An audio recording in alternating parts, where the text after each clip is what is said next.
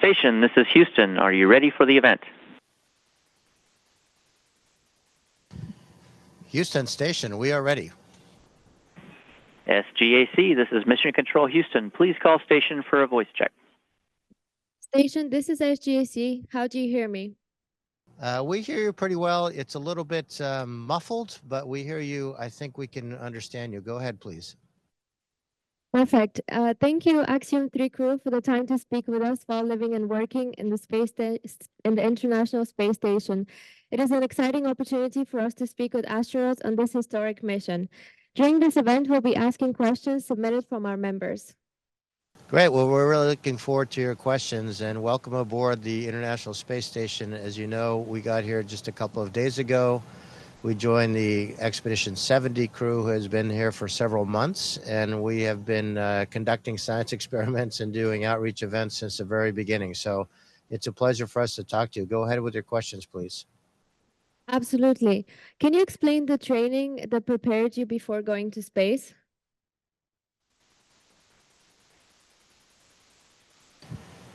Sure. The training, so we spend time on 2 vehicles, most of it here on the International Space Station, but the other on the SpaceX Crew Dragon. And of course, we have to learn how to live and work aboard those vehicles. We also have to learn to know what to do in case something goes wrong. So we call those emergency procedures, and they're a big part of our training. So they are conducted in respectively for ISS at Johnson Space Center in Houston, and for the Crew Dragon, mostly in Hawthorne in California. And then we have a few other things that we do, centrifuge to get us used to what the G's will be like during ascent and entry. And we also do an outdoor leadership exercise where we spend some time in the wilderness, sort of cut off from civilization, and really get to know each other well. Thank you so much. For the first-time flyers, what were your first impressions when you first got to the space station?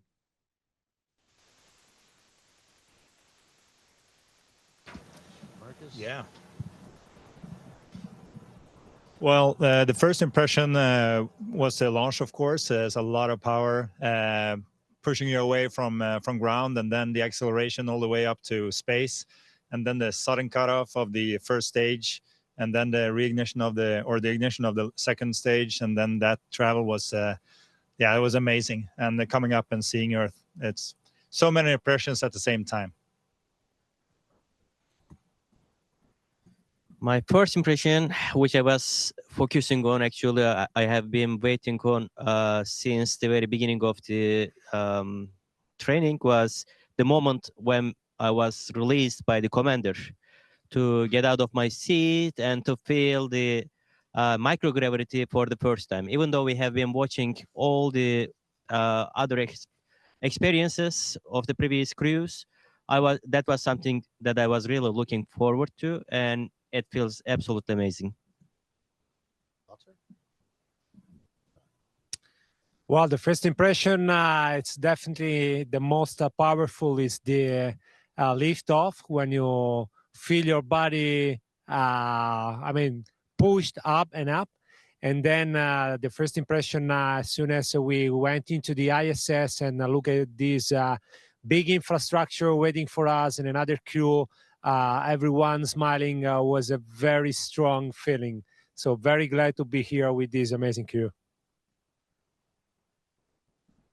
Thank you. Perfect transition to my next question then. How long did it take you to get used to microgravity? Well, I'd say we're still getting used to it.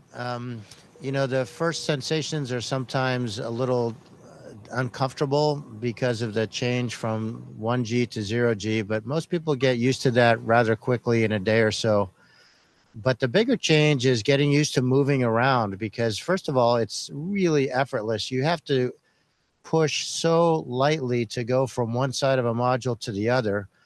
And then whatever speed you gather, you have to figure out a way to stop it when you get to the other side. And so I feel like we're a little bit like newborn horses, you know, how they walk around a little clumsily for a while. We're still in that stage, but we're getting better every day. Thank you so much. I would like to ask, what do you eat while you are in space? And what is your favorite food? don't we do that?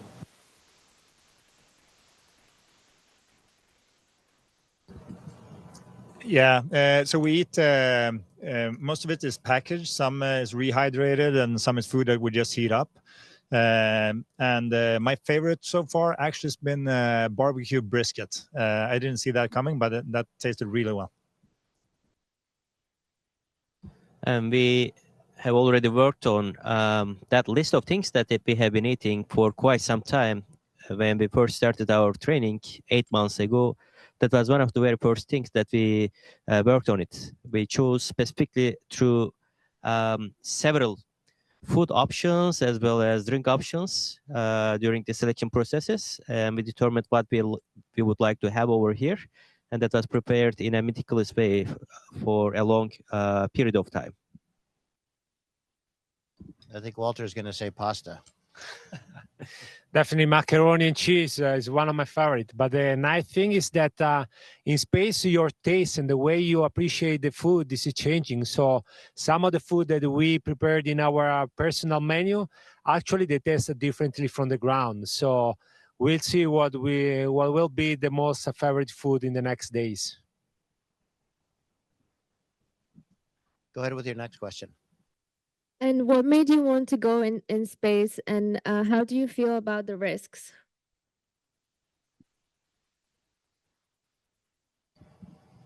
Well, I think that's a different answer for everybody. For me, I've wanted to go in space since I was a small child. I was actually 11 years old when we landed on the moon, and that was the inspiration that set me going.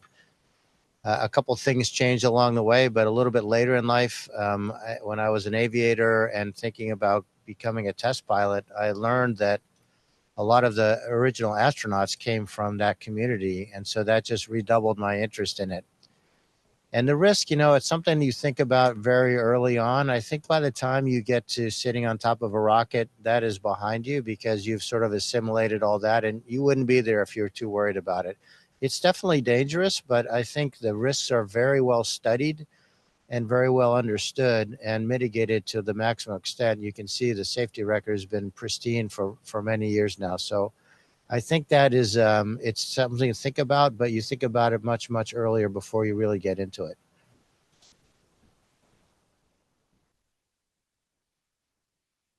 Thank you very much. Our next question is, what kind of science are you studying while you are in space?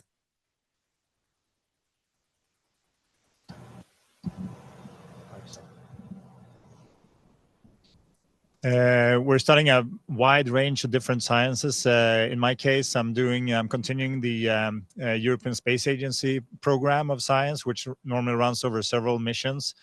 And I'm also doing a couple of Swedish-specific science programs starting now on stem cells and also on orbital architecture, how I'm affected by different environments on different places on the station.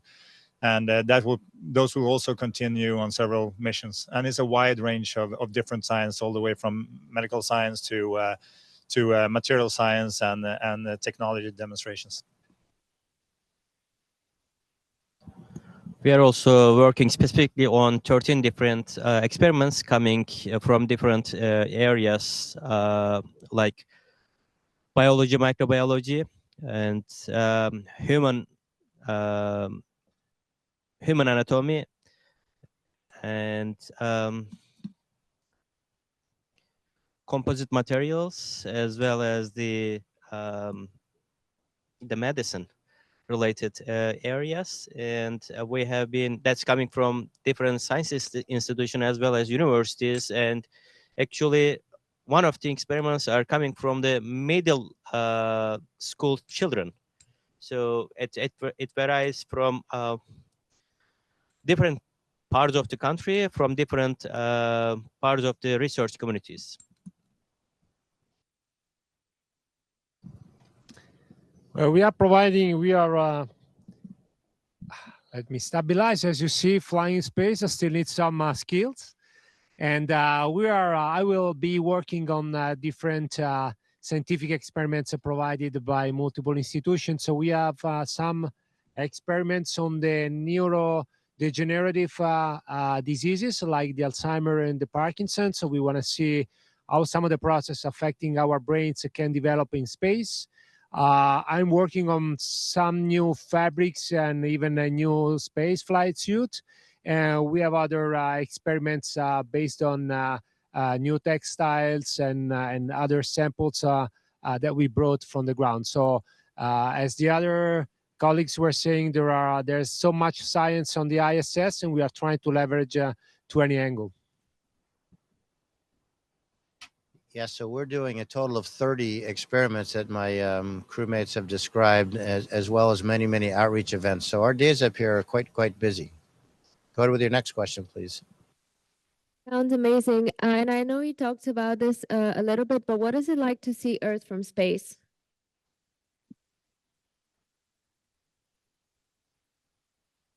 Well, I'll start by saying it never gets old. Marcus? Yeah, seeing Earth from space was a fantastic feeling, and it's been something that we've all been looking forward to. And as Mike said, that will probably never get old. And seeing the continents and seeing no borders, and now when we're doing the science and all the work up here as well, and you pass a window, several times I've just dropped down and just looked outside and just looked fantastic. Looks at something we really need to take care of, which feels good. I want to say that looking to the sky during the daytime and especially in the night from the Earth is also a great observation, a great way for the people to observe. Looking from sky, from the space to the Earth, that's also great, but even greater is to see the curvature, the meeting point of the space together with the Earth. That's an amazing view. Well, I agree. The view of the Earth from the space is beautiful. I have to say that the first day we came over here, during the evening, I had the opportunity to just pass through Italy, and seeing from the north to the south of a country is so beautiful. But I realized that, it took just 5 minutes to fly over the entire country. And actually, you can even, with a look, just see an entire continent. So this is something really surprising and amazing. Thank you very much for your answers. I would like to follow up with the next question. What is important and unique to know about Axiom 3? So Axiom is building the world's first commercial space station, and these missions that we are doing, AX1, AX2, and AX3, are precursors to that, having that station be operational. So we want to understand how to do operations, how to work with our NASA colleagues and other partners, and how to do space operations, which is something that takes many years to understand. Specifically, the importance of this mission is we're the first all-European crew to ever visit the ISS. We have the first Turkish astronaut. We have someone who has trained many times in Star City with the Russian program to train to be a cosmonaut, and has also flown as an astronaut on a suborbital flight. And we have Marcus, who is the first ESA project astronaut that is flying with a commercial company. So there are a lot of firsts that we're proud of doing. And I think it's been said before, but this is astronaut number 609, 610, and 611 in the history of people who have gone to space. So when you think about that many humans that have lived since the beginning of time, to have only this handful makes it a real privilege, and we're really proud to be part of it.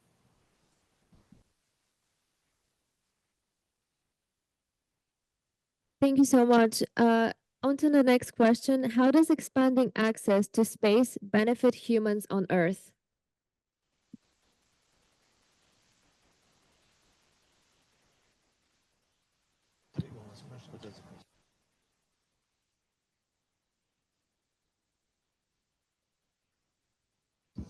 There are a lot of examples of how it how it benefits Earth, and I can take a few from in my case. We're doing studies on my bone mass, how that degrades and is affected by space, and also how that is continue to be affected when it come down.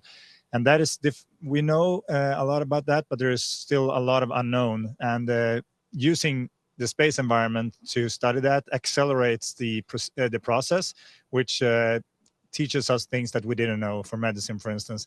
And we're also looking at, we're also scanning the brain before the flight and after the flight, and looking at how it adapts to microgravity on a brain level with recent methods with MRI.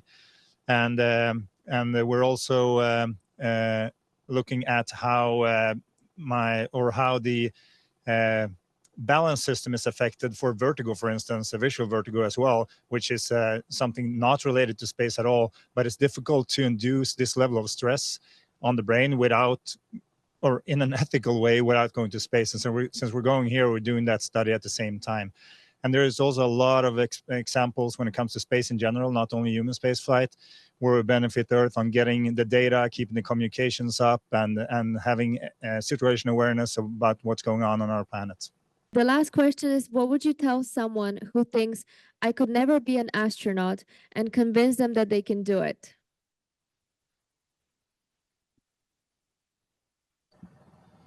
Well, I think there are 3 people around me who would tell you that that is definitely the case. You can do it. My advice would be for them to follow their passion. A lot of people try to have a recipe to become an astronaut, and the fact is there really isn't one. You really have to do something that you like, that makes you happy inside, that you will probably be pretty good at.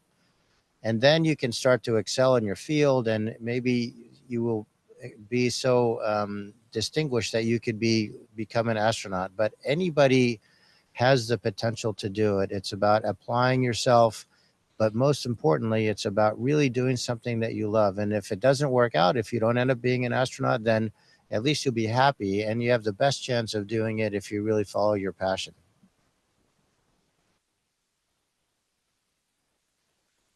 Thank you very much for speaking with us. We had a great time learning about your experience in space, and we wish you all the best. Thank you very much. Well, listen, the Space Generation Advisory Council, I personally have interacted with you several occasions, a little bit, maybe about a decade ago, and I'm very impressed with the work that you all do, and the professionals, young professionals around the world, and young people who are interested in space. So thank you so much for your attention, and thank you for visiting us here on the space station. Thank you so much. Station, this is Houston ACR. That concludes the event.